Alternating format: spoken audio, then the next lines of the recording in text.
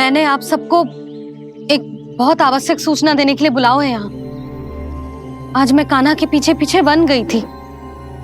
वहां मैंने कुछ ऐसा देखो है जिसकी कल्पना करना भी असंभव है। मैंने बहुत विचित्र मानव देखो वहां, जो मानव जैसा भी ना था। जो भी था ना, साधारण जीव तो ना था। पर जसोदा, ऐसा कैसे संभव हो सकता है? क्या बुद्धि लगाई है यशोदा ने। मेरे सामने एक ना चली तो अब गोपियों को अपनी योजना में सम्मिलित कर रही है। आप तो मेरा विश्वास करो मौसी, मैं सच्ची कह रही हूं। उसका तो सर भी विचित्र था।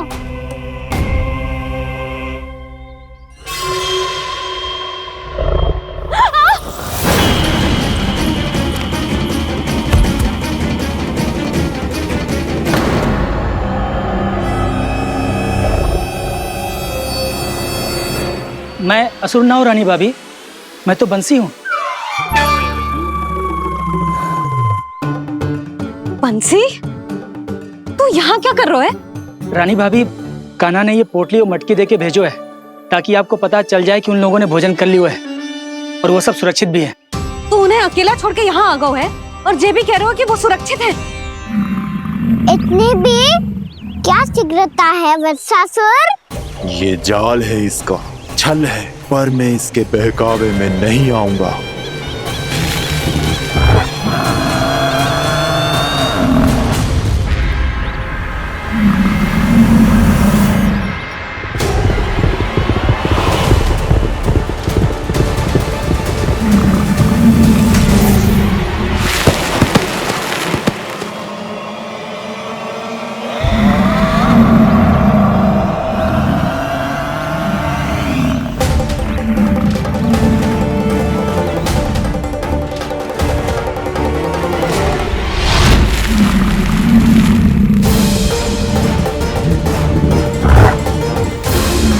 कब तक बच पाएगा तू? और स्वयं बच भी गया तो इन बालकों के प्राणों की रक्षा कैसे करेगा? यदि तू अपनी हार स्वीकार नहीं करेगा तो इन सबको अपने पांव के नीचे कुचल दूंगा मैं।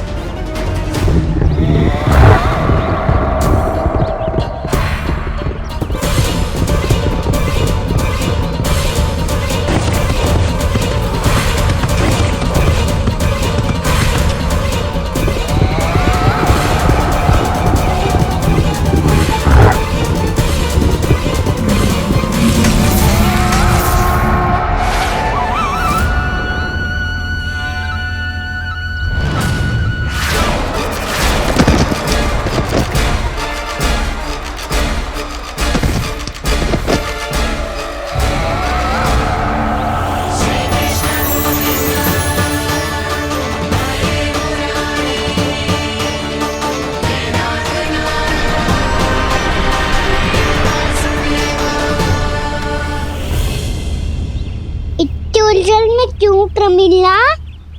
रामीला, पर मैं तो वत्सासुर हूँ। अब हो, पर वत्स से पहले तो परिमीला थे। माँ भली असुर। तो फिर मैं वत्सासुर कैसे बना प्रभु? एक बार तुम माँ ऋषि वशिष्ठ के आश्रम गए थे। यक्षों, गंधर्वों और देवताओं तक को पराजित करके जिसने अपने अधीन कर लिया, वो मुरुपुत्र प्रमिलासुर आपके द्वार पर खड़ा है। महर्षि वशिष्ठ स्वागत नहीं करेंगे। द्वार पर खड़ा व्यक्ति देवता या असुर नहीं होता है प्रमिला, वो तो बस एक अतिथि होता है और अतिथियों का स्वागत करना हमारी परंपरा है। आओ। पर वो नहीं जानते थे। अभिमान तुम्हारे विवेक को निकल चुका था। आपने हमारा स्वागत तो कर लिया महर्षि, परंतु यहाँ तो हमारे बैठने के लिए उचित स्थान तक नहीं है। हे माता नंदिनी, असुर राज के लिए आसन की व्यवस्था कीजिए।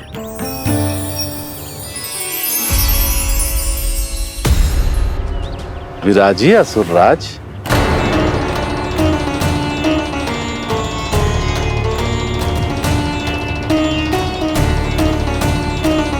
अब जब आपने मुझे बैठने के लिए कहा ही है तो भोजन की व्यवस्था तो होनी ही चाहिए।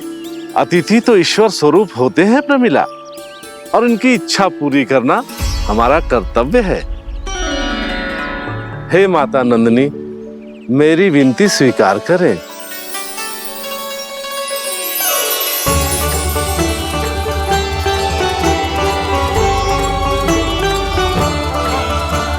आरंभ करो प्रमिला।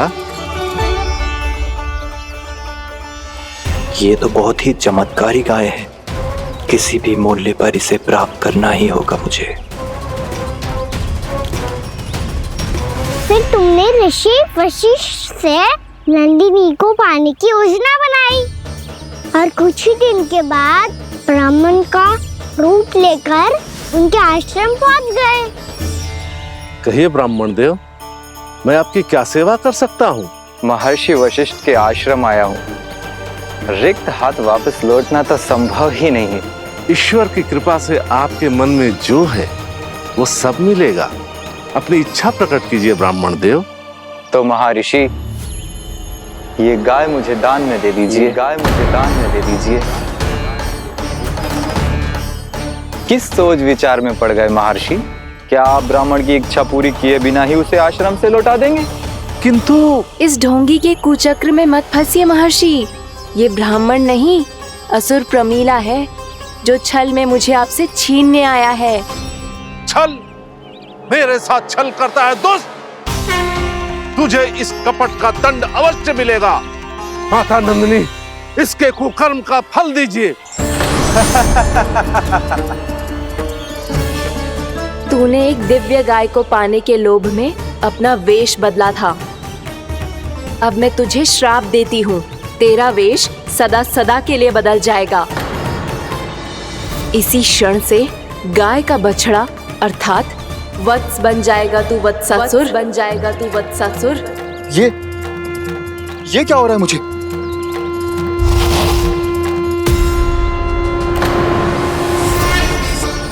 मेरा स्वरूप? हाँ। मुझे क्षमा करें मां नंदिनी, अपना श्राप वापस ले लीजिए। महर्षि, मेरी रक्षा करें। मां नंदिनी, मुझे क्षमा कर दीजिए। भूल हो जाने के बाद उसे सुधारने का एक अवसर तो सभी को मिलना चाहिए माँ। इसे क्षमा कर दीजिए माँ, इसे अपनी भूल का पश्चाताप है। आपसे अधिक और कौन जानता है महर्षि, दिया हुआ श्राप वापस नहीं लिया जा सकता। पर मैं तुम्हें वरदान देती हूँ, तुम्हें वत्सासुर के रूप में केवल द्वापर युग तक रहना होगा। उसके बाद स्वयं प्रभु श्री विष्णु के अवतार तुम्हें मुक्ति प्रदान करेंगे।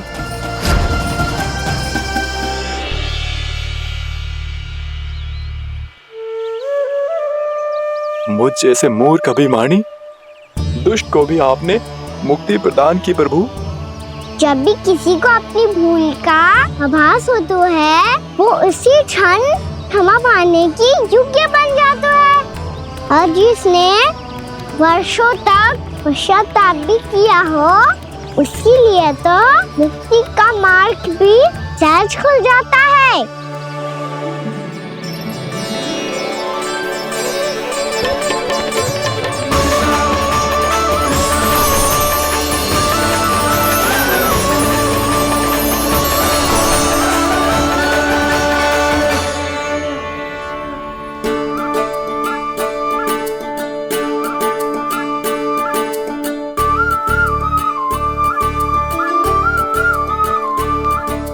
यशोदा,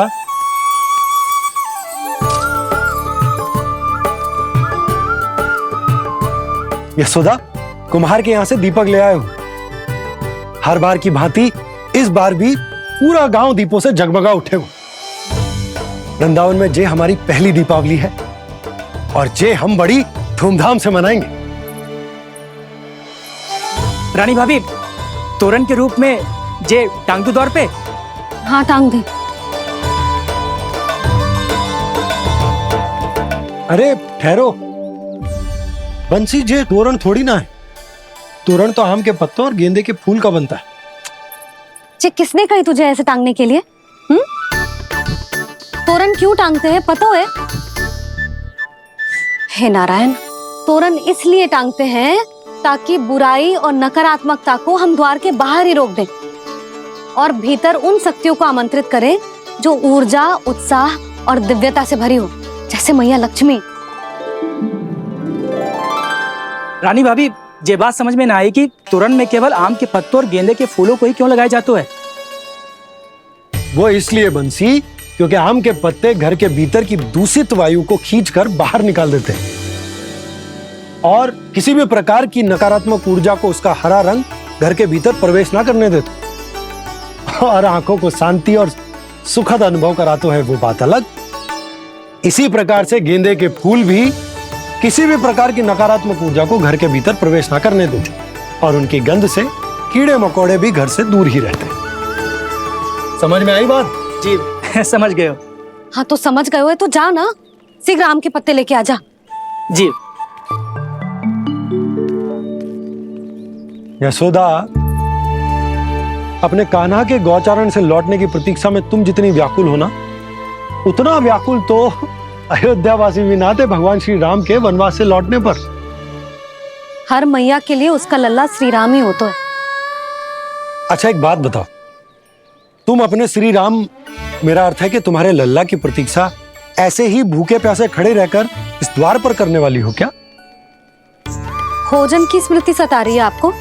अपने लल्ला की कोई चिंता ना है। सारे बालक वन में अकेले हैं, अब तो बंसी भी यहाँ आ गए हैं। नारायण ही रक्षा करे उन सबकी, कहीं कोई अनहोनी ना हो जाए। इतने घने वन में कहीं कोई पशु या कोई राक्षस आ गो तो? अभी तो कह रही थी कि तुम्हारा लल्ला श्री राम है। अरे श्री राम तो 14 बरस का वनवास काटकर सुरक्षित अपने घर लौट आए थे। तुम्हारा लल्ला तो सवेरे गया है गौचरण को, गोधूली के पहले वापस आ जाएगा। चिंता मती करो यशोदा, अकेले रहकर सब संभालेगो तभी तो हर परिस्थिति का सामना अच्छे से कर पाएगो।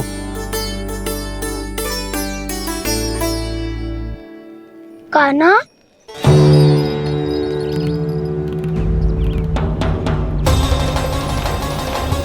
अब की बार तो पूरा फंस गया। अब इस स्थिति को कैसे संभालूं? जी कैसे हो? जी वत्स तो हमारो ना है। जी वत्स तो है ही ना। जी तो एक बहुत भयानक राक्षस लग रहा है। राक्षस?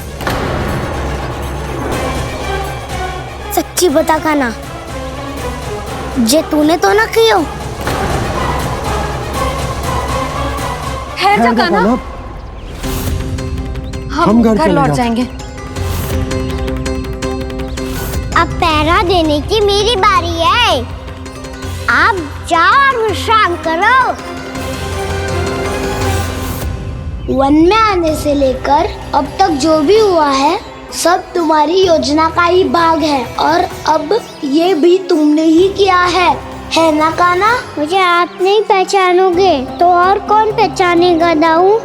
पर अब समझ ही गए हो तो बस देखते ही मत रहो, सहीठा भी करो। स्मरण करो क्या है मेरा सत्य। स्मरण करो। मैं कौन? बोल कान्हा, सत्य बता। तू नहीं करो अजय? इतना बड़ा वत्स, बल्कि वत्स भी नहीं, इतना बड़ा राक्षस और इतना छोटा सा कान्हा।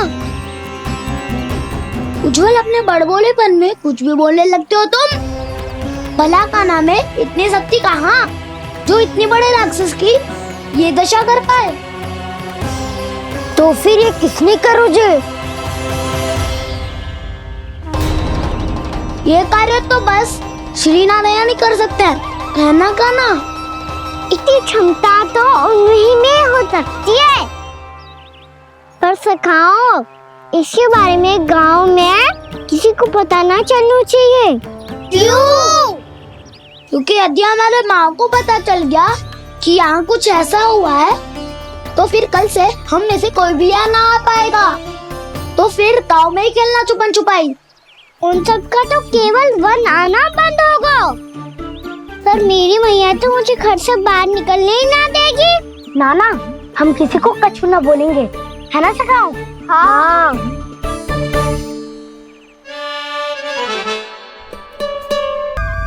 क्या होगा हो सकता? तो हाँ क्यों ना कह रहा है? क्योंकि हम यदि वन में आते ही रहे और ऐसे भयानक राक्षस या पशु ने हम पर फिर से आक्रमण कर दिया तो कान्हा है ना, मेरे कहने का अर्थ है कि श्री नारायण है ना, जैसे उन्होंने आज हमारे प्राणों की रक्षा की, भविष्य में भी वही करेंगे। तो चलो और सारे के सारे खाद होली का समय हो गया है, वापस चलो चाहिए। मना तो कर दिया है, पर ये सब मानेंगे यदि इनमें से किसी ने भी भैया के सामने मेरा भेद खोल दिया तो?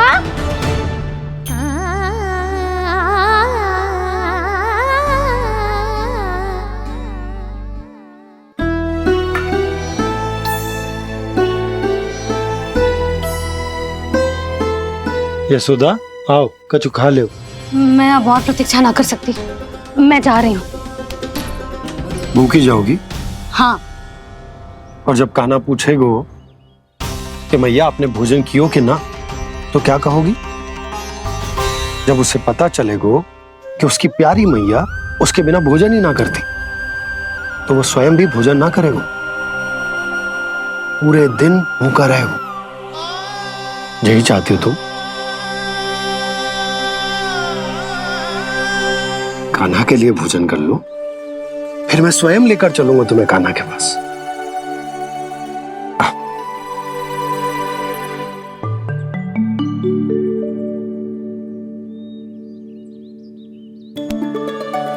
आपने कान्हा का नाम लियो है, इसीलिए खा रही हूँ।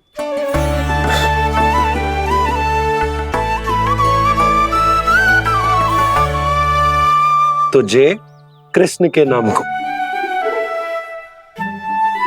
जय बात। और जय वाला यशोदा, नीलमणि के नाम का। अरे नीलमणि के नाम का मान ना रखोगी तो उसे लगेगा कि ये कृष्ण कान्हा जैसे नए नाम आ जाने से उसका पुराना नाम फीका पड़ गो। स्मरण है ना तुम्हें कि कान्हा के नामकरण से पहले नीलमणि नाम ने हमारा कितना साथ दिया, तो जे तो खाना पड़ेगा। हाँ।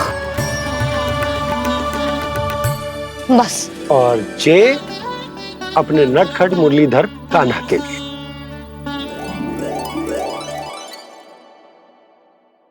नाम ले लेके आपने पूरा भोजन करा दियो। अब चलो, ले चलो मुझे उसके पास। आपने कही थी ना? हाँ यशोदा, ये लो।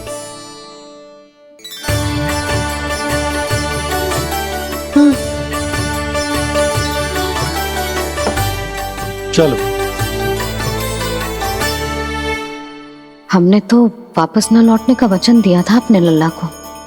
मैं तो मैया हूँ, ममता में आके अपना वचन भूल जाती हूँ, पर गोपराज तो अपने वचन के पक्के हैं। जे इतनी शीघ्र कैसे तैयार हो गए?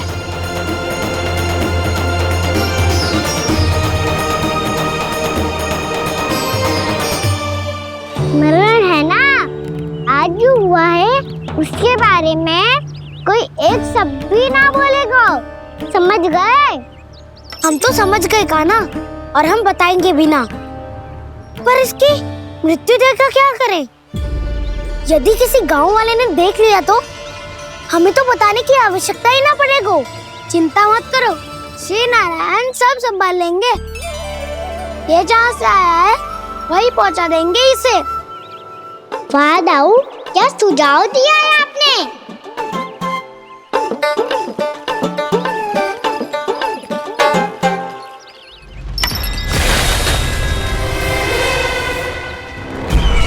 देखना तुम दोनों, जो कोई नहीं कर पाया वो वत्सासुर करके दिखाएगा, बद्ध कर देगा मेरे उस शत्रु का विष्णु अवतार।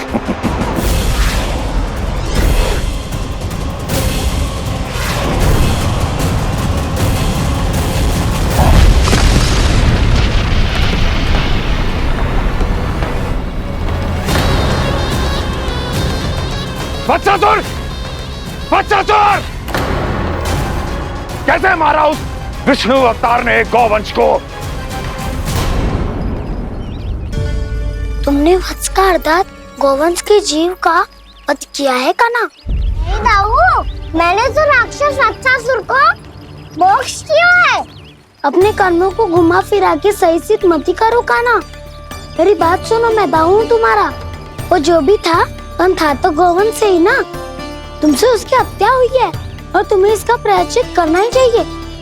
ऐसे करूं?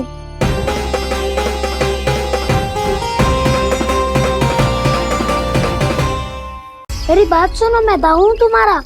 वो जो भी था तो गौवंश से ही ना। तुमसे उसकी हत्या हुई है और तुम्हें इसका प्रायश्चित करना ही चाहिए। पर कैसे करूं? मैं तो चलते चलते थक गया। इतने कंकर पत्थर सूख रहे हो या? वैसे तो मैं चलते चलते एक बार मथुरा पहुंच गया था, पर आज ये धूप के कारण पत्थर अभी तक तप रहे हैं। मेरे तो बाएं ही जल गए। सच्ची, यहाँ से निकलूं तो गंगा नहा लूं। गारो सब पोपिया भी यही कहती है कान्हा। हाँ दाऊ, मैया भी कहती है तू बड़ा हो जाए तो मैं गंगा नहा लूं, तू शरारत कम करे तो मैं गंगा नहा लूं, अच्छे से भोजन करना आरंभ कर दे तो मैं गंगा नहा लूं। हाँ, माँ भी बात बात पर ऐसा ही कहती है। और जब मैंने इसका कारण पूछा तो उन्होंने बताया कि गंगा में स्नान करने से सारे पाप धुल जाते हैं।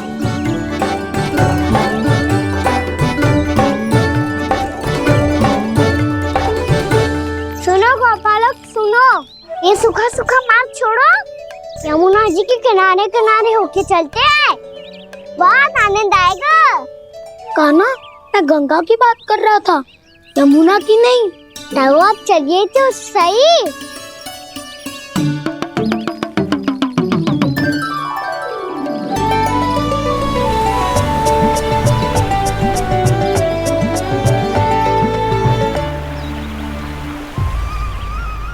मुस्कुरा क्यों रहे हो?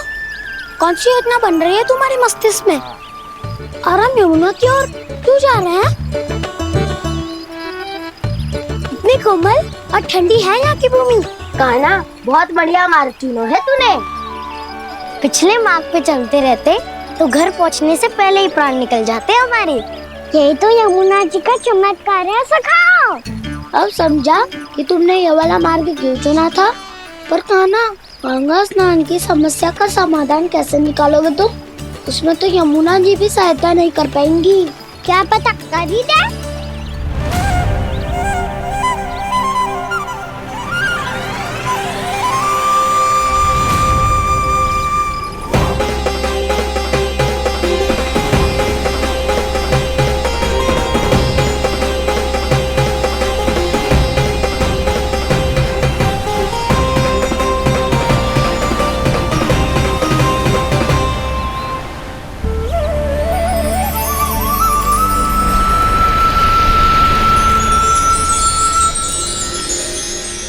देवी यमुना, आज आपकी लहरों में अलग ही उत्साह है।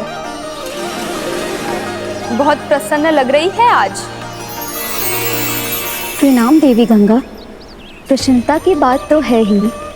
वृंदावन में मेरे तट के निकट से होकर आज श्री कृष्ण जा रहे हैं। मेरा जल उनके चरण कमलों को स्पर्श कर पा रहा है देवी।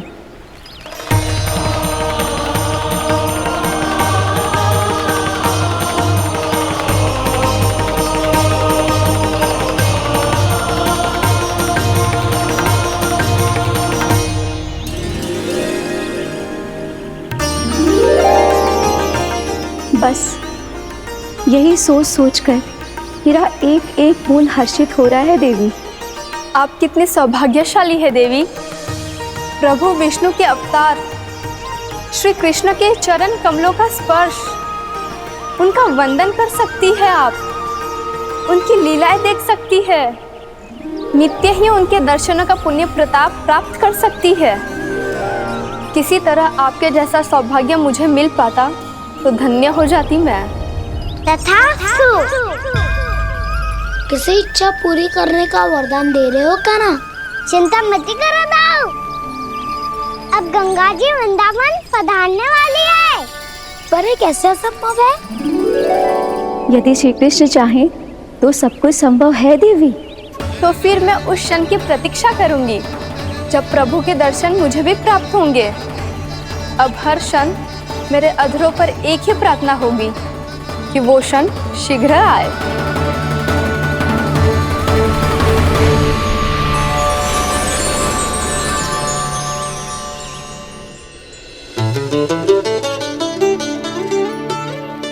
लग तो है इस बार दीपावली की सारी सजावट का दायित्व घर के पुरुषों ने ले रखो है।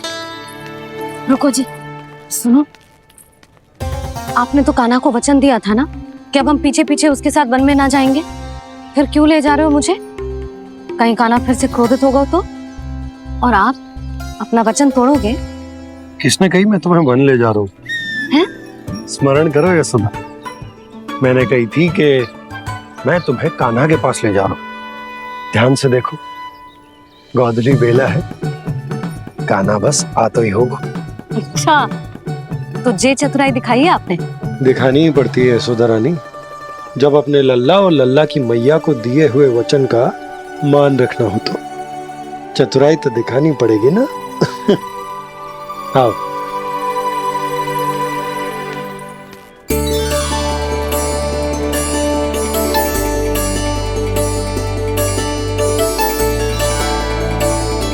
तो अपने अपने पतियों को काम सौंप कर सब यहाँ आ गई थे। इसी को तो ममता कहते हैं नंद जी। दीपावली जैसे त्योहार की व्यवस्था छोड़कर सब अपने लल्ला की प्रतीक्षा में हैं। जे आगे सारे बालक। मैया,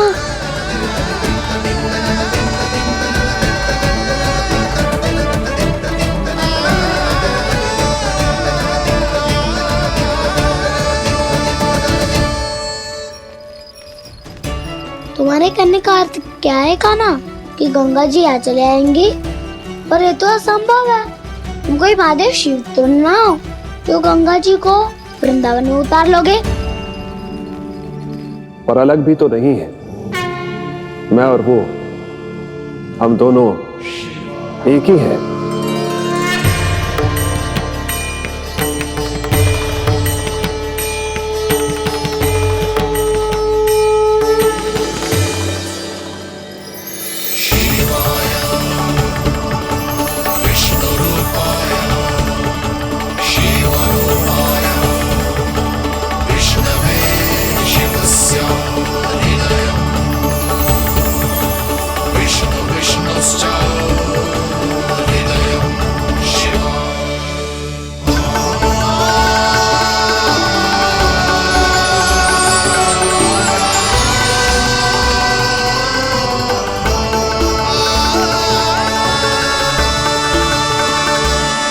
ये क्या देख रहा हूं मैं?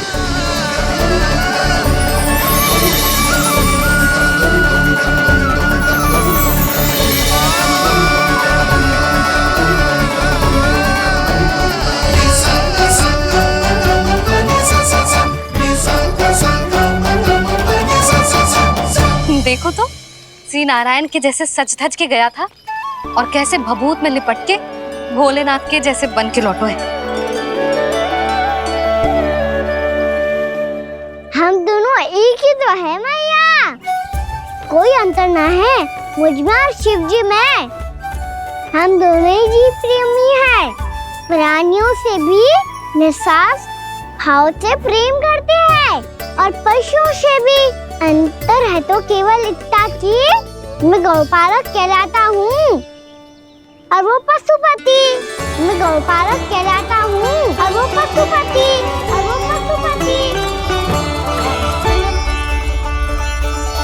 वन में पहला दिन कैसा गया कान्हा? अपने हाथ से माखन बनाकर उज्जवल से भिजवाया था।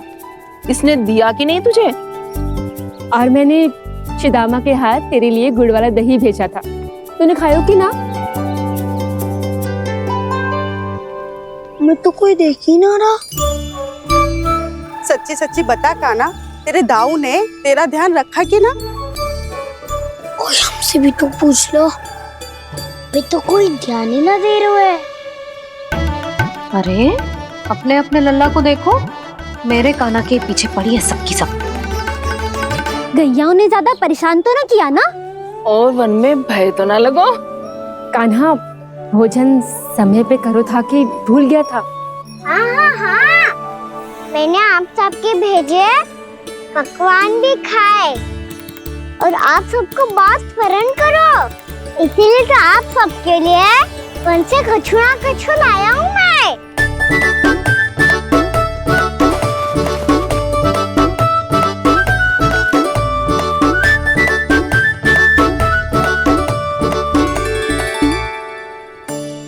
कब से इसके लिए व्याकुल थी मैं, यहीं खड़ी थी, पर इसके पास तो इतना भी समय ना है अपनी मैया की ओर आंख उठा के भी देख ले।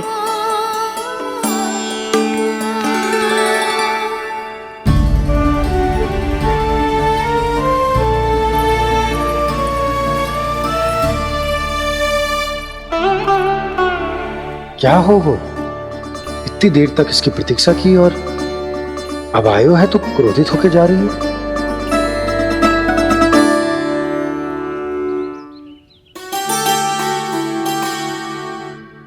केवल गोपियों का ध्यान है, मैया का कछु ध्यान ही ना है। बस मैं ही मूर्ख हूं, पूरा दिन इसको स्मरण करती रही, भूखी प्यासी इसकी चिंता करती रही, और जे गोपियों के लिए फूल लायो है और अपनी मैया के लिए कछु न।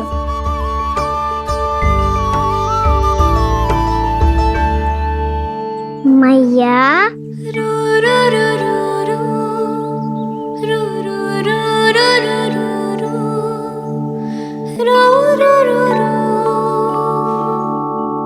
अरे वाह, मेरे स्वागत से तो पूरा वृंदावन सजा दिया आपने। अधिक प्रसन्न होने की आवश्यकता ना है। वृंदावन तेरे लौटने की प्रसन्नता में ना, राम जी के अयोध्या लौटने की प्रसन्नता में सज रहा है। दीपावली है कल।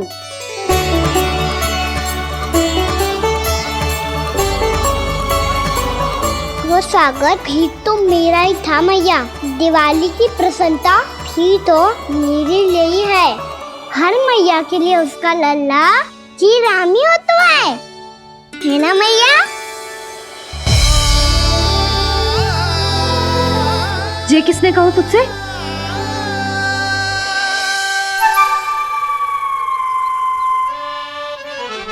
नाना, मैंने कछु ना बोलो इसे।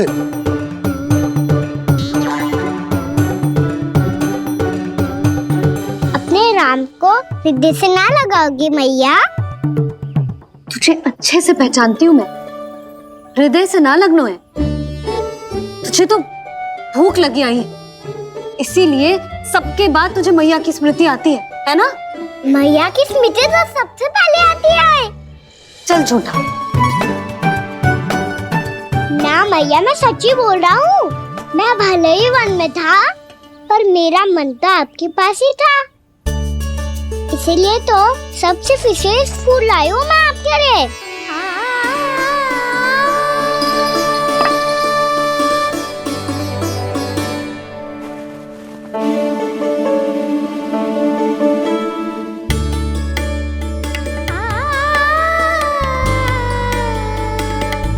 ये मेरे लिए लाया है तू? हाँ।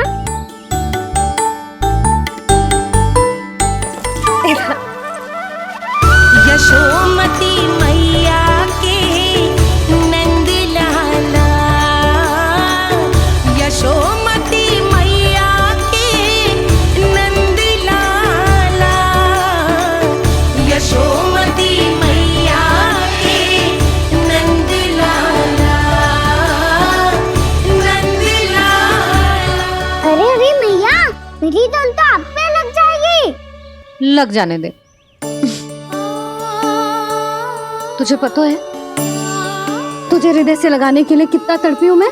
मैं भी तो तड़प रहा था मैया, इसलिए तो आपके लिए कमल का फूल आया हूँ। भूख लगी आई होगी ना तुझे? चल मुंह हाथ धुला देती हूँ। आजा, चल आजा।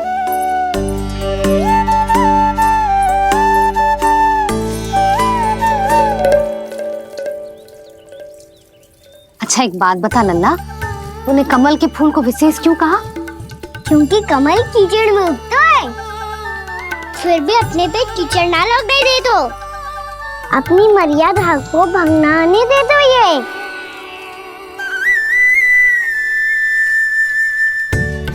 ये देखो मैया, जल भी इस पे ना ठहर पा तो इससे तो यही सिद्ध होता है ना कि संसार में लिपना तो अनाथ तक बना रहता है।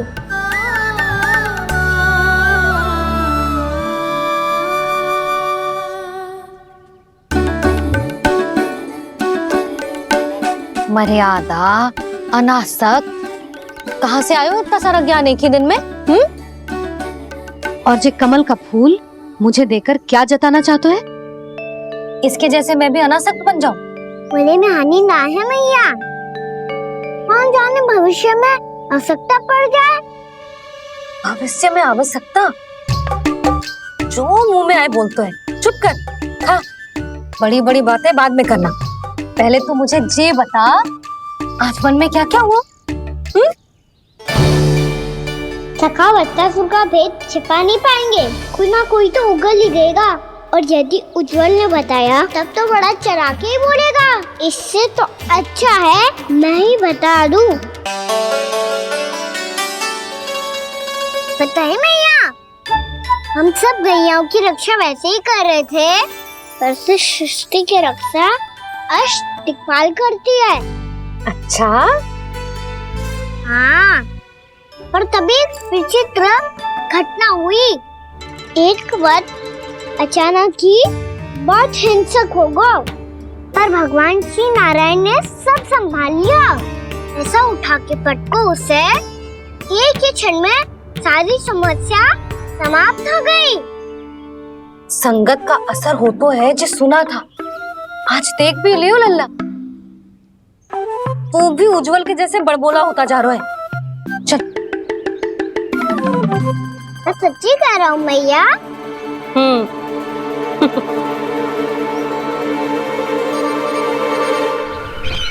हम सभी गुप्तचरों ने अपनी आंखों से देखा है महाराज, एक ही बार में वत्सासुर के प्राण चले गए। ये वत्सासुर का अंत नहीं, एक महायुद्ध का आरंभ है। मेरे और उस विष्णु अवतार के मध्य महायुद्ध।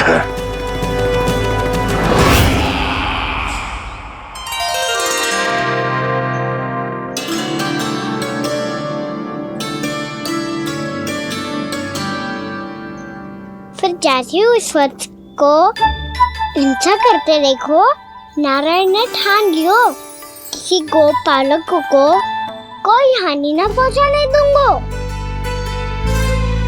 फिर उन्होंने उसे चुनौती दी। अब बस कर लल्ला, जब से आयो है ना तब से कई बार सुना चुका है। मैं रंगोली समाप्त कर लूं, फिर लक्ष्मी जी की पगचिन बनाने में मेरी सहायता करियो।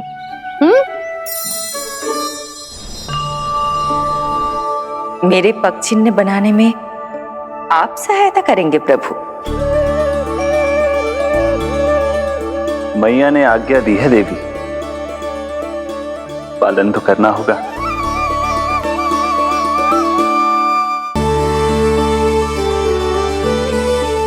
अभी पगचिन क्यों बना रहे हो मैया? लक्ष्मी जी तो अभी आई ना है। दीपावली के दिन वो आए, इसीलिए तो उनके स्वागत के लिए जो पगचिन बनाया जाता है लल्ला।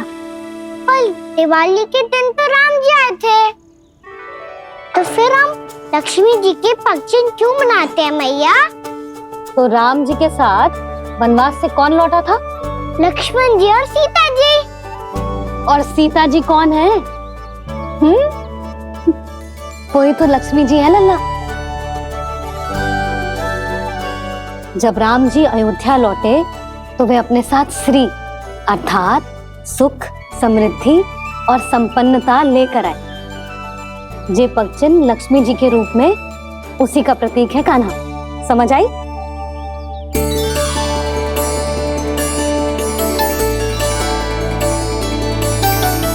लो, मुझे तो पूर्णा मौसी के यहाँ जाना है, उनका आशीर्वाद लेने। वो भी तीर्थ यात्रा करके आई है ना।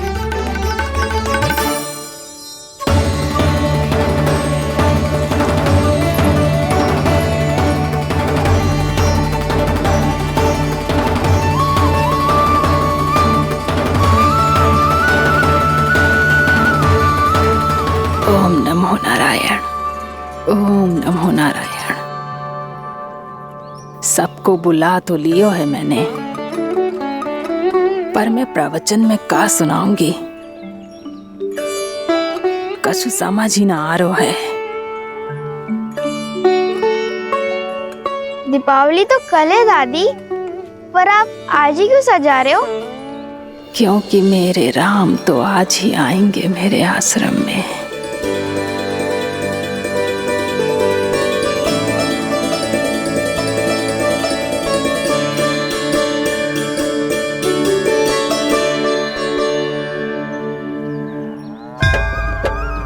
भाव विह्वल हुई करके दर्शन, पूर्ण अपने भगवान का, स्तब्ध खड़ी रह गई देखती, तेज कृष्णा और श्री राम